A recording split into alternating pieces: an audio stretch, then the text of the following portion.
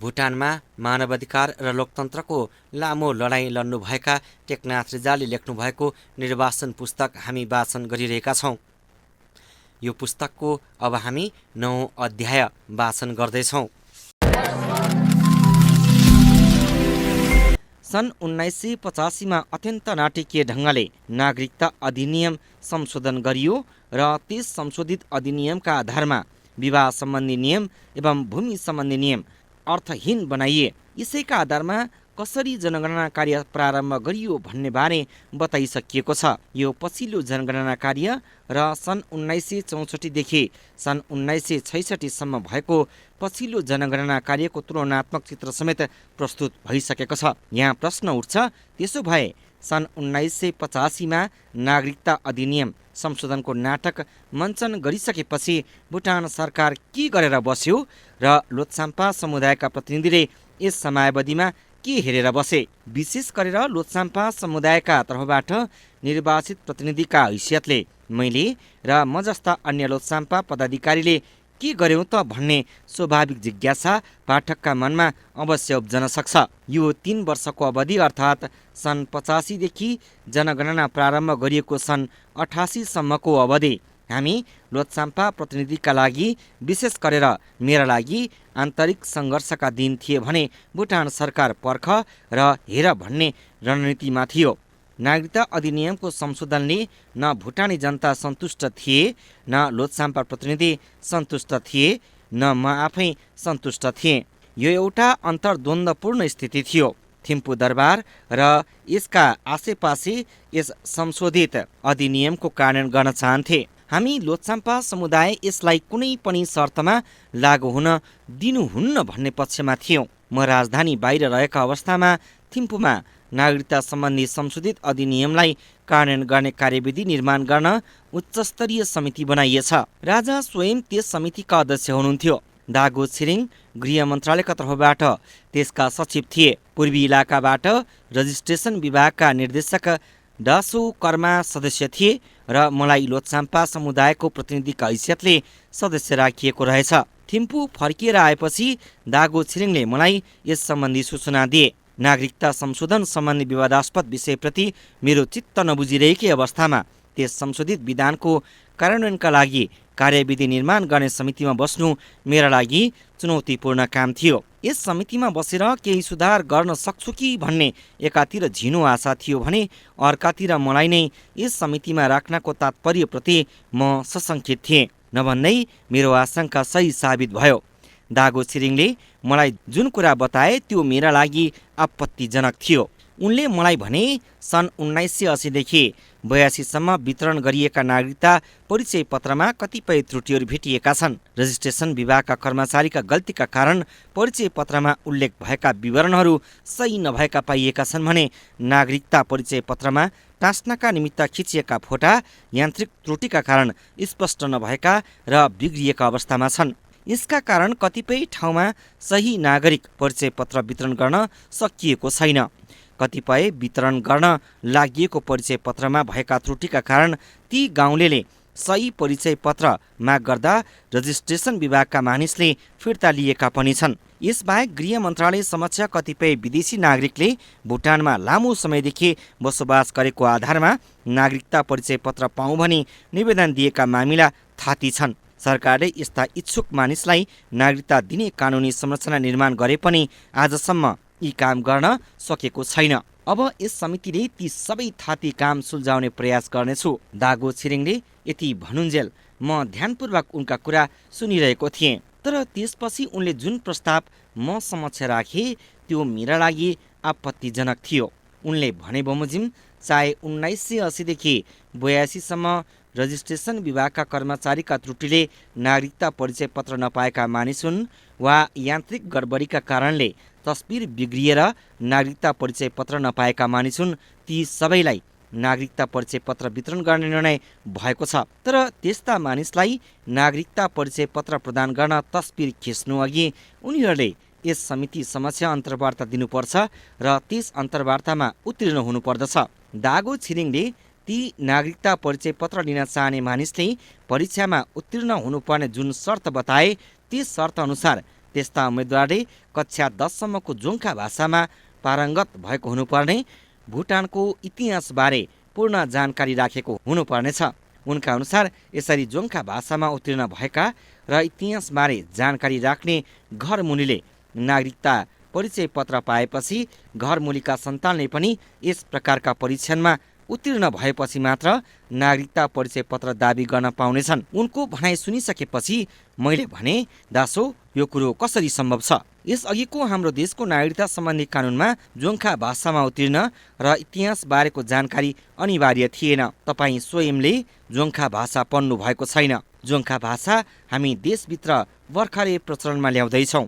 10 कक्षासम्म पढाउने स्कुल समेत देशमा छैनन्। यस अवस्थामा सामान्य मानिसले जोङ्खा भाषामा उत्तीर्ण हुन सम्भव छैन भने भुटानको इतिहासबारे यथार्थ जानकारी प्रस्तुत गर्न समेत गाह्रो छ। विभिन्न मानिसले भुटानबारे भिन्न भिन्न थरीका विवरण प्रस्तुत गर्दै भुटानको इतिहास यही हो भन्ने दाबी गरेका छन्, जो हामीलाई मान्य छैन। यस अवस्थामा सामान्य मानिसले कसरी इतिहासबारे बताउन सक्छन्? घरमुली चाहिँ नागरिक परिचय पत्रको हकदार हुने, तर 21 सगोलका सन्तानले पुनः परीक्षा दिएर उत्तीर्ण भएपछि मात्र परिचय पत्र पाउने शर्तले अन्यल जन्माउँछ। आखिर कसैले नागरिकता परिचय पत्रका लागि इच्छा व्यक्त गर्नका पछाडि देशको कानुनअनुसार जग्गा जमिन श्री सम्पत्ति कमाउनु पनि हो। आफू चाहिँ नागरिक हुने तर आफ्नै सन्तान नागरिक हुन पाउने हो वा नपाउने हो भन्ने अन्यलको अवस्थामा कसैले पनि भुटानको नागरिक हुने इच्छा राख्न सम्भव छैन। त्यसैले यी अघि सारिएका शर्तहरू ठिक छैनन्। उनी मेरा तर्कको स्पष्ट रूपले खण्डन गर्न पनि सकिरहेका थिएनन्, तर मेरा तर्कका आधारमा आफूले अघि सारेका शर्तलाई खारेज गर्न पनि तयार थिएनन्। उनीसँग राजकीय ढिपी बाहेक केही थिएन। मसँग उनलाई खण्डन गर्ने पर्याप्त तर्क थिए, तर म स्वयं भने अधिकारविहीन थिएँ। मेरा तर्कका विरुद्ध कुनै उचित जवाब नभेटेपछि अन्त्यमा दागो छिरिङले अन्तिम हतियार प्रयोग गरे। उनले भने, दासो रिजाल, मैले भनेका कुरामा तर्क गरेर कुनै फाइदा छैन। मेरा भनाइहरू मेरा मात्र होइनन्, यी राजाका आदेश हुन्। राजा स्वयं यस समितिमा बस्नका कारण पनि यी शर्तहरूमा उहाँको आफ्नै इच्छा प्रतिबिम्बित भएर हो भन्ने प्रष्ट छ। त्यसपछि उनले मतिर फर्केर जोड दिँदै भने, राजाको आदेशको अवज्ञा गर्नको कारण के हुन्छ तपाईँ राम्ररी जान्नुहुन्छ। दागो छिरिङका कुराले परिस्थिति कतिसम्म जटिल भएको रहेछ भन्ने बुझ्न मलाई कुनै कठिनाइ भएन। यस अनौठो, अपत्यारिलो र अविवेकपूर्ण कार्यमा दरबार र राजा स्वयं संलग्न भएको पाएपछि म चिन्तित त भएँ, तर मैले तैपनि यी शर्तहरूलाई मानेर आफूप्रति विश्वास प्रकट गर्ने जनताप्रति विश्वासघात गर्न भने चाहिन। नागरिकता सम्बन्धी सम्पूर्ण समस्या दक्षिण भुटानसँग सम्बद्ध थिए। दक्षिण भुटानका मानिसलाई लक्षित गरेर नै जोङ्खा भाषा र इतिहास जान्नुपर्ने जस्ता शर्त राखिएका हुन् भन्ने तथ्यप्रति म स्पष्ट थिएँ। यस अवस्थामा दागो छिरिङका शर्तलाई स्वीकार गरेर त्यस समितिमा मैले बस्नको अर्थ आफ्नै जाति, भाषा, संस्कृति र नागरिक हकप्रति विश्वासघात गर्नुहुन्थ्यो। आखिर म तिनै मानिसले चुनेको जनप्रतिनिधि थिएँ। यस अवस्थामा म तिनीहरूप्रति कसरी बेइमान गर्न सक्थेँ र?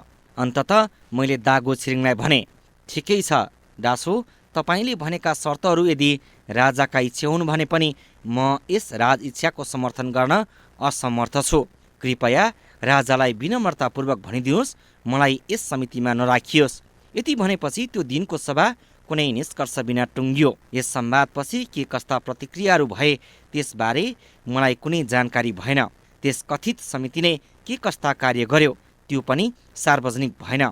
मैले सोचेँ सम्भवतः यसबारेमा पुनर्विचार हुँदै होला। मैले त्यस प्रकरणलाई मनबाट हट्न भने दिइनँ। समय आएपछि मात्र मुद्दा उठाउनुपर्छ भन्ने सोचले मौन बस्न रुचाएँ। मैले पहिले नै उल्लेख गरिसकेको छु, मलाई सरकारले एउटा ठुलो जिम्मेवारी दिएको थियो।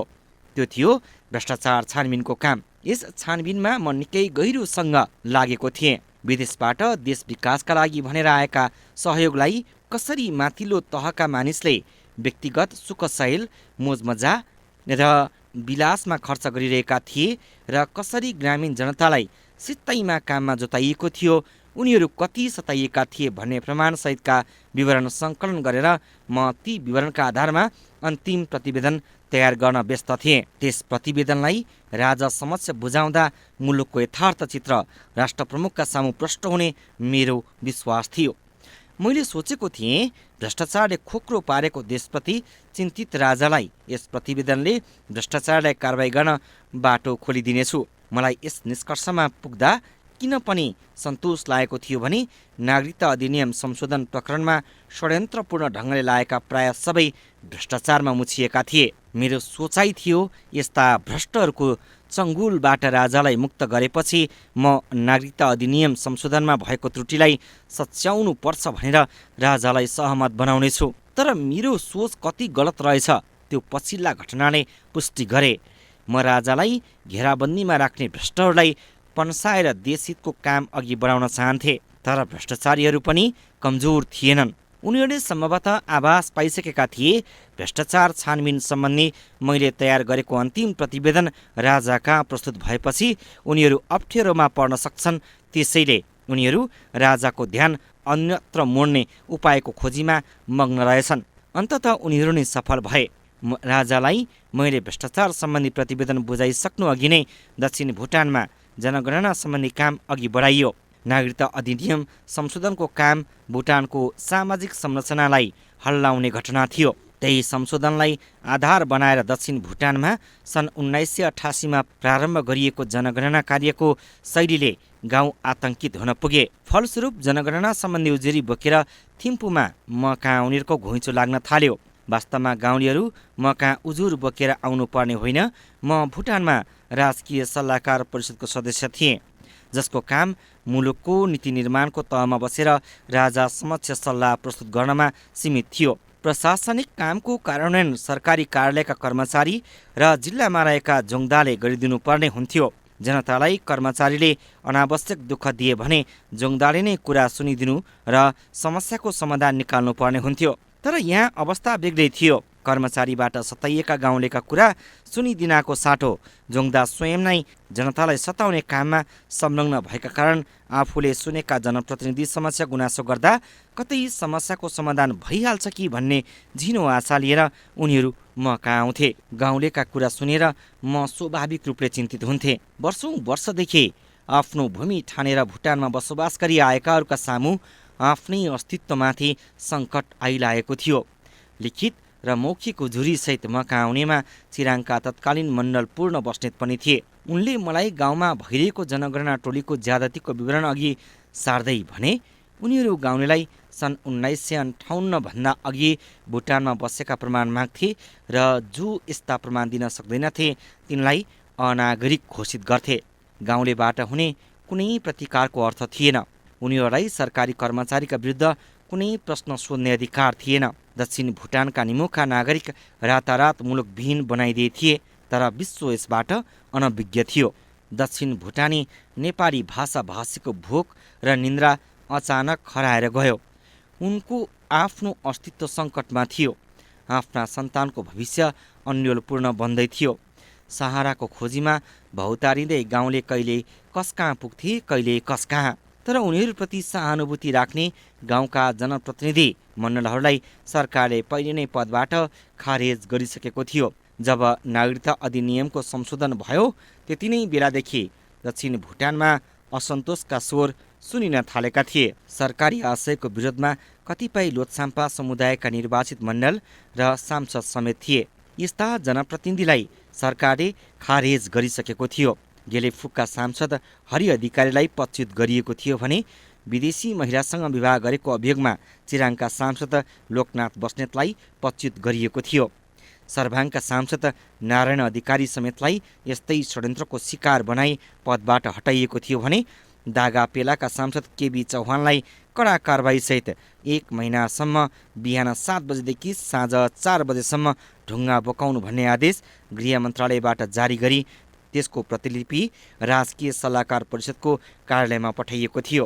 यी सम्पूर्ण कारबाही मार्फत सरकार राजकीय सल्लाहकार परिषदका सदस्य विद्यापति भण्डारी र मलाई परोक्ष रूपले चेतावनी दिन चाहन्थ्यो। सरकारको चाहना थियो हामी सम्पूर्ण अत्याचारप्रति मौन बसौं, दक्षिण भुटानीमाथि आइपरेको सङ्कटको बेवास्ता गरौं। तर मेरा लागि यसो गर्न सम्भव थिएन। हामी केही लोछाम्पा प्रतिनिधि थियौं जो यस अन्यायप्रति आँखा चिम्लिन तयार थिएनौं। गाउँलेको ताँती र म कहाँ आउन थालेपछि थिम्पूका कतिपय उच्च पदस्थ अधिकारीसँग मैले सम्पर्क गर्ने कोसिस गरेँ। कयौंले मसँग सम्पर्क गर्न असमर्थता प्रकट गरे र जोसँग सम्पर्क भयो उनीहरूले पनि दक्षिण भुटानमा भइरहेको वास्तविकताबाट अनभिज्ञ रहेको बताए। तर गाउँको स्थिति दिन प्रतिदिन भयावह हुँदै गएको खबर बराबर आउन थाल्यो। जनगणनाको परिणाम कल्पना गर्नै नसक्ने गरी विभत्स हुन पुगेको थियो। एउटै घरका परिवार मध्ये बाबु स्वदेशी, आमा विदेशी, आमा स्वदेशी, बाबु विदेशी अथवा बाबु आमा दुवै स्वदेशी भए तिनका सन्तान अनागरिक बन्ने जस्ता घटना हुन थाले। पुस्तौं पुस्तादेखि आफ्नो देश, आफ्नो माटो र मातृभूमि भनेर बसेकाहरूले यसरी अनागरिक भएको घोषणा सुनेपछि देश छाड्नुभन्दा मर्नु बेस ठानेर आत्महत्या गरेको खबर सुनिन थालियो। म देखिरहेको थिएँ मुलुक बर्बाद हुँदैछ, जनता बर्बाद हुँदैछन्। यो बर्बादीको क्रम रोकिएन भने सर्वनाश हुने ठानेर मैले राजालाई भेट्ने निधो गरेँ। राजा समक्ष मैले दक्षिण भुटानमा उत्पन्न परिस्थितिबारे सम्पूर्ण तथ्य अघि राखेँ। यस मौखिक भनाइले मात्र सम्पूर्ण स्थिति स्पष्ट नहुने ठानेपछि लिखित अपिल प्रस्तुत गर्ने अनुमति लिएर म दरबारबाट फर्किएँ। समस्यासँग अन्य मानिस पनि सम्बद्ध थिए। भीम सुब्बा, रणबहादुर बस्नेत, साङपा तामाङ, हरि छेत्री, डासो लोकबहादुर गुरुङ र लेन्पो ओम प्रधान समेत यस समस्यासँग परिचित थिए र समाधानको खोजीप्रति चिन्तित थिए। मैले दरबारबाट फर्किन साथ उल्लेखित महानुभावहरूसँग सम्पर्क गरेँ। हाम्रो एउटा संक्षिप्त बैठक बस्यो। बैठकमा सहभागी सबैले सुझाव दिए राजालाई सम्भवतः यस समस्याबारे जानकारी नहुन सक्दछ, अत सम्पूर्ण विवरण उल्लेख गरेर एउटा लिखित प्रतिवेदन चढाउनु उचित हुनेछ। यसबारे बङ्गलादेशका लागि तत्कालीन राजदूत डीके छेत्री र गृह मन्त्रालयका पूर्व निर्देशक डासो एनबी छेत्रीसँग समेत सल्लाह भएको थियो। जनगणना र यसले ल्याएका परिणामप्रति हामी त पिरोलिएकै थियौं। दरबारसँग सम्बद्ध आजी टासीले समेत सिक्किमतिरकी एकजना वृद्धा जो लामो समयदेखि थिम्पूमै बस्थिन् म समक्ष एउटा पत्र सहित पठाउनु भएछ।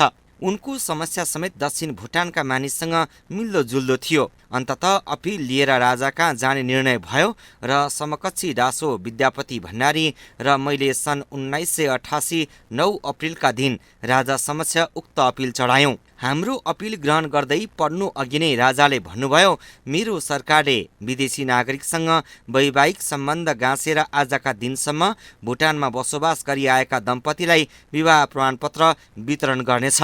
त्यसका आधारमा तिनीहरू यहाँ बसेर कानुन बमोजिम व्यापार वाणिज्य सञ्चालन गर्न र सरकारी पदमा रहेर काम गर्न पाउनेछन्। राजाका कुरा सुनिसकेपछि मैले भने, स्थिति विदेशीसँग विवाह गर्ने भुटानी नागरिकको समस्यासँग मात्र सीमित छैन। समस्या हो सन् 1958 भन्दा अघिदेखि नै भुटानमा बसोबास गरेको प्रमाण प्रस्तुत गर्नुपर्छ भन्ने सरकारी शर्त। जहाँसम्म विदेशी महिलासँग विवाह गर्ने भुटानी पुरुषका सन्तानको प्रश्न हो, यस्ता वैवाहिक सम्बन्ध बारेको विवरण बेग्लै रेकर्ड तयार गर्ने काम पहिलेदेखि नै हुँदै आएको छ। अत युगौंदेखि भुटानमा बसोबास गर्दै आएका जनतासँग सन् 1958 अघिको प्रमाण माग्ने काम नै वर्तमान समस्याको जरो हो। त्यसैले यस अनर्थको रोकथाम हुनुपर्दछ। मेरो कुरा सुनिसकेपछि राजा केही बेर मौन रहनुभयो र भन्नुभयो, जसो भए पनि हाल जरुरी काम विशेषले वाणिज्य मन्त्री लेन्पो ओम प्रधान गणतन्त्र चीन गएका छन्। उनी फर्केर आएपछि उनीसँग यस विषयमा विचार विमर्श गर्नेछु। राजा समक्ष अपिल बुझाउनु र आफ्ना कुरा प्रष्टसँग राख्नु बाहेक हामीसँग अरू उपाय नै के थियो र?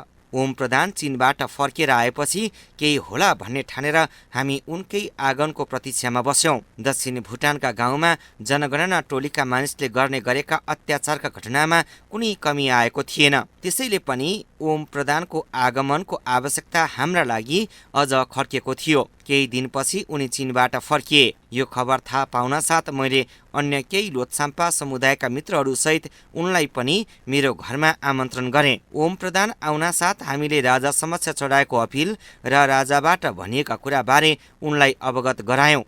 वास्तवमा राजा समक्ष अपिल चढाउने सुझाव उनको पनि थियो। त्यसैले उनले भने अपिल चढाउने काम ठिक त भयो, तर म चीनबाट फर्केपछि आफ्नो भ्रमणबारे मैले राजा समक्ष सबै विवरण बताउने क्रममा भेट हुँदा उहाँबाट त्यो अपिलबारे केही उल्लेख भएन। ओम प्रधानका कुराले उपस्थित हामी सबै निराश भयौँ। तथापि राजाबाट यस विषयमा पक्कै सल्लाह होला र समाधान निस्केला भन्ने आशा मारी हाल्न हाम्रा मनले मानेन। तर दुर्भाग्य सन् 1988 अप्रिल 9 का दिन विद्यापति भण्डारी र मैले राजा समक्ष चढाएको अपिलबारे दरबारका तर्फबाट कुनै चासो देखाइएन। म यसबीच दोहोरो दबावमा थिएँ।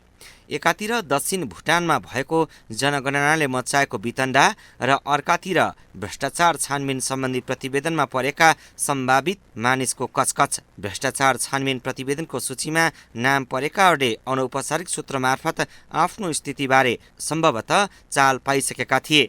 त्यसैले उनीहरू आफूलाई जोगाइदिने आग्रह गर्दै मलाई झिझ्याउँथे। यस्ता आग्रह नम्रतापूर्वक गरिने अनुरोधका शैलीमा मात्रै हुँदैनथे, कहिलेकाहीँ धम्कीको भाषा पनि प्रयोग गरिएको हुन्थ्यो। म वास्तवमै अचम्मको अन्तर्द्वन्द्वमा रुमलिएको थिएँ। तर पनि हतपति निराश नभइहाल्ने मेरो स्वभावका कारण मैले आशा गरेको थिएँ एक दिन राजाबाट अवश्य बोलावट हुनेछ, भ्रष्टाचार छानबिन निष्कर्षसहितको प्रतिवेदन बुझाउनेछु र त्यसै बेला जनगणना सम्बन्धी समस्या समाधान गर्न आग्रह गर्नेछु। मलाई कता कता विश्वास थियो राजाबाट यो समस्या अवश्य समाधान हुनेछ। तर मेरा सम्पूर्ण सोच गलत साबित भए। दक्षिण भुटानको समस्या समाधानको मेरो पहल र राजाबाट गर्ने निर्णय सम्बन्धी मेरो सपना मेरा लागि मनको लड्डु घिउसित खानु भन्ने उखान जस्तै भयो। न राजासँग प्रत्यक्ष भेट गरेर मैले आफ्नो कुरा राख्न पाएँ, न त भ्रष्टाचार छानबिनको निष्कर्षसहितको प्रतिवेदन प्रस्तुत गर्ने दिन नै आयो। बरु एक दिन राजदरबारबाट राजकीय सल्लाहकार परिषदको कार्यालयमा एउटा पत्र आयो। त्यस पत्रमा लेखिएको थियो, अबदेखि कुनै पनि जनप्रतिनिधिले राजाले मन नपराएका विषयमाथि परामर्श दिने कोसिस गरेको खण्डमा चावासुम नीति अनुसार 24 घण्टाभित्र राजधानी छाडेर गाउँ फर्कनु पर्नेछ। दरबारबाट प्रेषित उक्त पत्र जोङ्खा भाषामा लेखिएको थियो। पत्र राजकीय सचिवले सल्लाहकार परिषदका अध्यक्षलाई हस्तान्तरण गरे। सल्लाहकार परिषदका हामी धेरैजसो सदस्य जोङ्खा भाषा पढ्न जान्दैनथ्यौँ। बुमथाङ जिल्लाका एकजना सल्लाहकार परिषदका सदस्यले पत्र पढे। उनी जोङ्खा भाषा पढ्न, लेख्न र बोल्न जान्दथे। उनी गालोङ सम्प्रदायका थिए। पत्रमा लेखिएको विषय हामीलाई मान्य छ भनेर उनले हस्ताक्षर गरे। यसरी सम्पूर्ण सल्लाहकार परिषदका तर्फबाट उनले पत्र स्वीकार गर्नको अर्थ थियो हामी सबैले पत्र पढ्यौँ, बुझ्यौँ र शिरोधार्य गर्यौँ। राजकीय सल्लाहकार परिषद राजा भन्दा ठिक मुनिको सर्वोच्च निकाय हो, जुन परिषदको म स्वयं सदस्य थिएँ। मलाई लाग्दथ्यो मुलुकमा भएका हरेक अन्याय, अत्याचार र बदमासीको अन्तिम सुनवाई गर्ने ठाउँ राजदरबार हो। राजा कहाँ पुगेपछि सबैले न्याय पाउनेछन्, मैले पनि पाउनेछु। तर त्यही दरबार जनताका हात खुट्टा बाँध्ने काममा तल्लीन पाइयो। जनताका प्रतिनिधिका मुखमा तालचा लगाउनतिर अग्रसर पाइयो।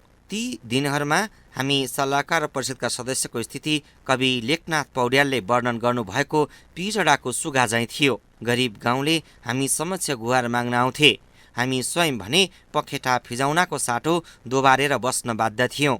तथापि हामी गाउँलेका गुनासा सुन्थ्यौँ, आश्वासन पनि दिन्थ्यौँ, तर ती आश्वासनभित्रको फोस्रोपन सम्झेर उदास हुन्थ्यौँ।